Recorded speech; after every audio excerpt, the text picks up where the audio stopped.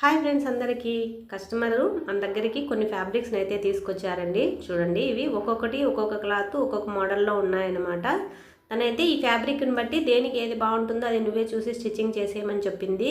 ఈ ఫ్యాబ్రిక్ అయితే ఈ పింక్ కలర్తోనే ఉంది కదండి. ఇది పర్సనల్గా నాకు చాలా బాగా నచ్చింది. చాలా బాగుందన్నమాట. దీని మీద ఉన్న వర్క్ కానీ ఫ్యాబ్రిక్ క్లాత్ కానీ సూపర్గా ఉందండి. సో అందుకనేసి దీన్ని నేను లెహంగాగా స్టిచ్చింగ్ చేద్దాం అనుకున్నాను. దీని మీదకి లాంగ్ కోట్ కోసం మళ్ళీ క్లాత్ తెస్తానండి. చూడండి, వర్క్ అనేది ఎంత బాగుందో.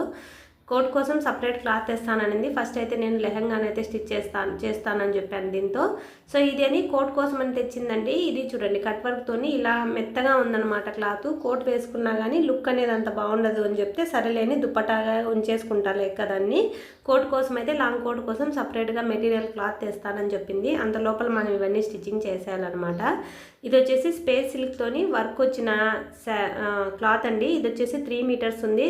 ఈ 3 మీటర్స్ క్లాత్ని యూజ్ చేసి దీన్ని కూడా మనము డ్రెస్ లాగా కన్వర్ట్ చేయాలి. ఇది వచ్చేసి పెప్లం టాప్ లాగా స్టిచ్చింగ్ చేయాలండి లెహంగా మీదికి.